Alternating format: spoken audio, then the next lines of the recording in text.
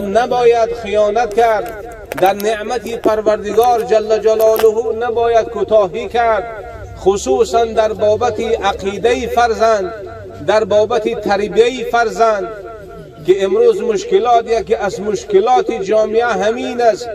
بندگان خدا کتاب‌های می نویسند، مشاورهای می گیرند، معلم‌های را انتخاب میکنند برای تربیه فرزندانشان. تربیه سالم، تربیه صالح ابتدا از درون اون آغاز اون از اون خانه آغاز می آورد. اولا بار از بطن مادر آغاز می آورد، زان که اولین مکتب، اولین معلمه و اولین تربیت کننده اون مادر است.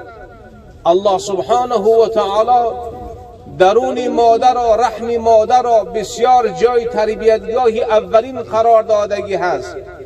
پیش از این که اون فرزند به دنیا بیاید باید نطفه او را، باید روح و روان او را از جانب پدر باید درست کرد و از الله سبحانه و تعالی فرزند صالح و سالم را باید طلبید. نمی شود که همین خیل انسان بگوید که پروردگارا هر فرزندی که هست برای من بده. الله سبحانه و تعالی طرز فرزند خواندن را، طرز فرزند طلب کردن را برای من و شما خودش تعلیمات میدهد که زمانی که شما صاحب فرزند خواهید شد، زمانی که میخواهید که فرزنددار باشید، از من الله چنین طلب بکنید که ربنا هب لنا من ازواجنا و ذریاتنا قرة اعین وجعلنا للمتقین اماما. پروردگار برای من فرزند اگر عطا نمودنی باشی، به واسطه من، به واسطه این همسرم الها برای من فرزند سالم و صالح عطا بگردان. برای که فرزند به دنیا می آید سالم می آید اما صالح نیست، صالح است اما سالم نیست. باید از خداوند پاک ذریات را طلب کرد که اون ذریات سبب خوشحالی بگردد، سبب سربلندی پدر و مادر بگردد. مولا صلی الله علیه و سلم را پرسیدند که یا رسول الله صلی الله علیه و سلم بدترین فرزند و بهترین فرزند کیست؟ حضرت مولا صلی الله علیه و سلم فرمودند بهترین انسان، بهترین فرزند همون فرزندی هست که در دنیا عملی را انجام میدهد که سببی هزارها رحمتی باران بالای سر قبر اون پدرش و مادرش میریزد. آیا نمیبینی یک بچه اگر یک کار نیکی انجام بدهد مردمان میگویند که بچه کی است؟ بچه را نسبت به سوی پدر میدهند، هرگیز فرزند را نسبت به سوی مادر نمیدهند بلکه به سوی پدر نسبت میدهند. میگن این پسر کیست؟ میگن این پسر عبدالله هست، این پسر فلانی هست. میگویند هزارها درود و رحمت برای اون پدرش میفرستند، هزار رحمت بکند برای پدرش که چنین فرزند به دنیا آوردند یا چنین فرزند او را تربیتش کردند. و از حضرت مولا پرسیدند که یا رسول الله بدترین انسان فرزند کیست؟ حضرت مولا فرمودند بدترین فرزند همون فرزندی هست که عملی را انجام میده که سبب لعنتی باران بالای پدر و مادرش بریزد. این انسان، این فرزند گفتن فرزندی خوب نیست. الله سبحانه و تعالی فرزندان من و شما را از جمله فرزندان صالح قرار بدهد. الله سبحانه و تعالی به قدوم علمای کرام خدایا اهل این سرزمین را فرزندانی مثل ایشان قرارشان بدهد و الله سبحانه و تعالی در قطار این فرزند دیگر برادرانی که فرزند طلب هستند خدایا از خزانه غیب خودت فرزندان صالح و صالحه برایشان عطا نصیب بگردان. پروردگار علمای ما را علمای ربانیین قرار بده. پروردگار موسفیدان ما را عمری درازشان بده، عمری با برکتشان عطا نصیب بگردان.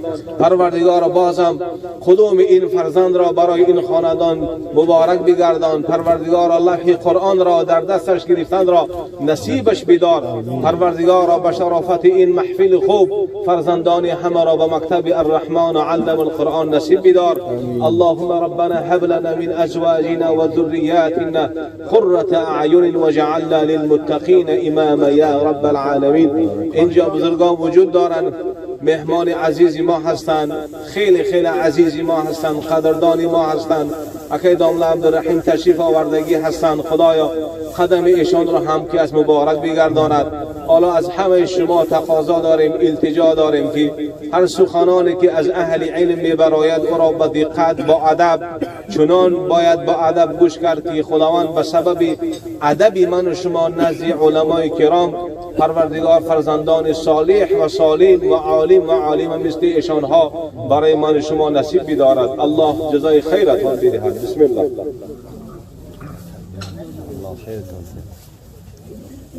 أعوذ بالله من الشيطان الرجيم.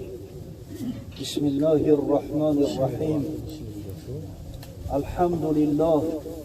الحمد لله الذي هدانا بنعمته وشرفنا بمحمد صلى الله عليه وسلم ورسالته ومن علينا باتباعه الذي جعله سببا لحصول رحمته ومحبته كما قال الله تبارك وتعالى قل إن كنتم تحبون الله فاتبعوني يحببكم الله ويغفر لكم ذنوبكم.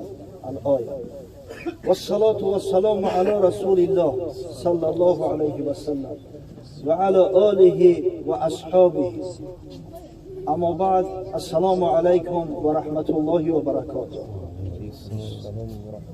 از نام حضار محترم، از نام داملوهای محترم، خورای محترم، حاجیهای محترم، قوم‌ها، اونایی که در این محفل ما شرکت دارن، برادرم حاجی سلطان به خاطر همین محفل خیر که از برای فرزند دلبندشون انجام دادن تبریک و تهنیت میگویم و از درگاه خداوند متعال مسئلت آن را دارم که پروردگار این طفلکی را که به هزار امید و آرزو پدر چنین محفل را از براش برپا کرده است و مردم در این محفل خیر شرکت دارند، یک فرزند خوب صالح فرزانه و نامبردار این قوم دیار و نامبردار ملت به کمال برساند. آمین آمین. واقعا کاری هر بز نیست خیرمن کوفتن، گاوی نرمه باید مردی کهن. خیلی مردی در کار که به قدر فرزند برسه، به قدر این نعمت پروردگار برسه. خداوند در جان بندهاش بینت گذاشته است، تاکید میکند المال و البنون زینت الحیات دنیا. مال و فرزندها زینت حیات دنیای شما هستند. ای بندگان الله، شکرگزاری این نعمت به جا بیاره. ببینه اشخاصی هستند که تمام مال و نعمت دنیا را دارند، خداوند بزرگ که از همین فرزند که بے بهره شو گردونده است گویا هیچی ندارند، همیشه در غم و غوسه و ماتم هستند. برای فرزند چی جانایی میکنند، به کجاها نمیروند.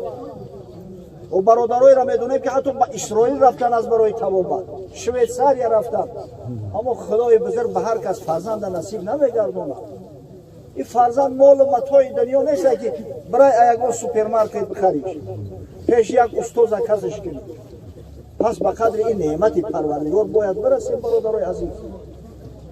هیچ نعمت بهتر از فرزند نیست. جز به جان فرزند را پیوند نیست. حاصل از فرزند گردد کام مرد، زنده از فرزند باشد نام مرد. همین نام مرد فرزند واقعی زنده می دارد. دوام دهنده عمل پدر فرزند است.